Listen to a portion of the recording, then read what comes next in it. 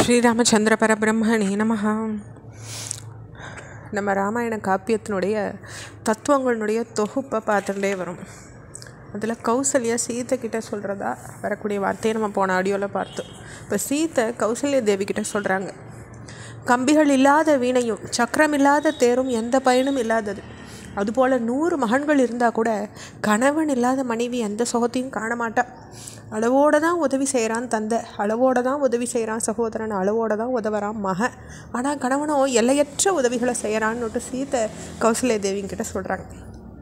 அடுத்து சுமித்ர லக்ஷ்மணன் கிட்ட சொல்கிறதா வருது, மூத்த சகோதரனுக்கு கட்டுப்பட்டு தான் இளைய சகோதரன் நடக்கணுன்றது இந்த உலகத்தில் வாழ்ந்த தலைவர்களால் விதிக்கப்பட்ட வழிமுறை. தானங்களை செய்கிறதும் யாகங்களை நடத்துறதும் யுத்த காலத்தில் உடலை சாய்க்கிறதும் தான் ஒரு சத்திரியனோட தர்மம்னு லக்ஷ்மணனுடைய தாயார் சுமித்ர அவர்கிட்ட சொல்லியிருக்காங்க. அதே மாதிரி சில அமைச்சர்கள் தசரதர்கிட்ட சொல்கிறதா வருது இந்த வார்த்தை. ஒருவன் விடைபெற்று போகும்போது அவன் விரைவில் திரும்பி வரணும்னு நம்ம நினச்சாக்கா அப்போ அவனை பின்தொடர்ந்து நம்ம வெகு தூரம் போகக்கூடாது அப்படின்றது அந்த அமைச்சர்கள் தசரதர்கிட்ட சொல்கிறதா இருக்குது. அடுத்த வார்த்தை ராமர் லக்ஷ்மணன் கிட்ட சொல்கிறதா வருது. தர்மத்தையும் செல்வத்தையும் திறந்து ஆசை ஒன்றிலேயே மனம் கொண்டவனாக நடந்துக்கிற மனுஷன் துயரத்தில் விழுவான்றதுல சந்தேகமே இல்லைன்னு ராமர் லக்ஷ்மணன் கிட்ட சொல்கிறார். அடுத்ததும் ராமர் சொல்கிறதா தான் வருது லக்ஷ்மணன் கிட்ட. வீரத்தை காட்டுறதுன்றது எல்லா நேரத்துலையும் சிறந்த தர்மம் ஆகிடாது. தந்தையின் சொல்ல நிறைவேற்றுறது தான் மகனின் கடமை. அதுதான் மேலுலகத்தில் கூட நன்மையை தரும். தந்தைக்கும் அதுதான் மேன்மையை பெற்றுத்தரும்னுட்டு ராமர் லக்ஷ்மணன் கிட்ட சொல்கிறார். அடுத்து கௌசல்யா தேவி தசரதர்கிட்ட சொல்கிறதா வருது. ஒரு பெண்ணுக்கு ஆதாரம் முதலாவதாக கணவன், 2வதாக மகன், 3வதாக நெருங்கிய உறவினர், 4வது ஆதாரம்னு எதுவுமே ஒரு பெண்ணுக்கு கிடையாது அப்படின்னு கௌசல்யா தேவி தசரதர்கிட்ட சொல்கிறாங்க. அடுத்த வார்த்தையும் அவங்களோட தான் தசரத மகாராஜா கிட்ட. நற்குணங்கள் நிரம்பிய கணவன் தாம் மனைவி கிட்ட மன்றாடி வேண்டிக் கொள்கிற நிலை வந்ததுன்னாக்கா அந்த மனைவி நல்ல குடியில் பிறந்தவளாக இருக்க மாட்டா.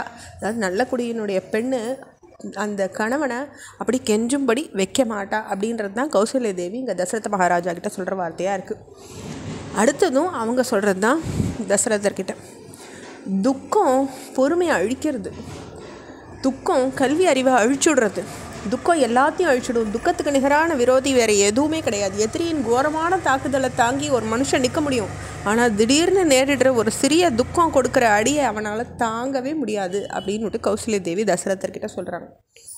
அடுத்ததும் அவங்க 2 பேரும் உள்ளது தான். தான் செஞ்ச காரியத்தின் தன்மைக்கேற்ற விளைவுகளை ஒவ்வொரு மனுஷனும் அனுபவித்து தான் தீர்வான். தன்னுடைய செயலை பற்றின கவலை சித்த கூட இல்லாமல் காரியத்தில் இறங்குறவன் அறிவற்றவன் பண்டிதர்களால் அழைக்கப்படுறான்னு சொல்லி கௌசல்யா தேவி சொல்கிறாங்க தசரத் மகாராஜா கிட்ட. அதே மாதிரி தசரதர்கிட்ட ஒரு முனிவர் சொல்கிற வார்த்தையாக வருது. தான் செய்கிற நல்ல காரியங்களுக்கு ஏற்ற பலனை ஒரு மனுஷன் அடையிறது போல் தன்னுடைய தவறுகளின் விளைவுகளையும் ஏற்று தான் தீரணும்னு அந்த முனிவர் சொல்லியிருக்கார். அதே மாதிரி வேறு ஒருத்தர் முனிவராக இருந்து தசரதர்கிட்ட சொல்கிறதா வருது. நல்ல உணவோடு சேர்ந்து கெட்ட உணவையும் உட்கொண்டோம்னாக்கா வியாதி வந்து தான் தீரும். அதுபோல் பல நல்ல காரியங்களை செஞ்சிருந்தா கூட சரி, அதனோடு சேர்ந்து நம்ம செய்கிற ஒரு தவறு அந்த பலனை தராமல் போகாது அப்படின்னுட்டு சொல்கிறார். அடுத்த வர வார்த்தை, பெரிவாளும் மந்திரிமார்களும் மற்றும் பல ராஜதந்திரிகளும் சேர்ந்து வசிஷ்டர்கிட்ட சொல்கிறதா வருது. அரசன் இல்லாத நாட்டில் விவசாயம் நடக்காது. மகன் தந்தையின் கட்டுப்பாட்டுக்குள்ளே அடங்கி இருக்க மாட்டான். யாராலையும் தங்களுடைய சொத்துக்களை காப்பாற்றிக்க முடியாது. பொதுமக்கள் வசதியான பொது இடங்களை யாரும் நிர்மாணிக்க மாட்டார்கள். வழக்குகள் தீர்த்து வைக்கப்பட மாட்டாது. பெண்கள் நல்ல நகைகளை அணிஞ்சுட்டு நந்தவனங்களுக்கு போக முடியாது. வீட்டின் கதவை திறந்து வச்சு யாரும் உறங்கவே முடியாது.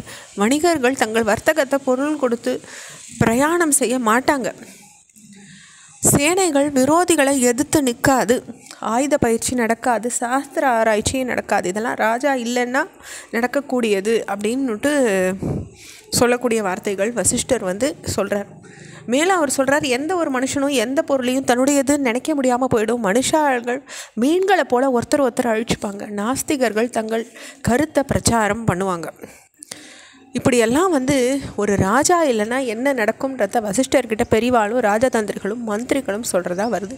இதனுடைய தொடர்ச்சியை அடுத்த பகுதியில் பார்க்கலாம். ஸ்ரீராமச்சந்திர பரபிரம்மணே நமஹ.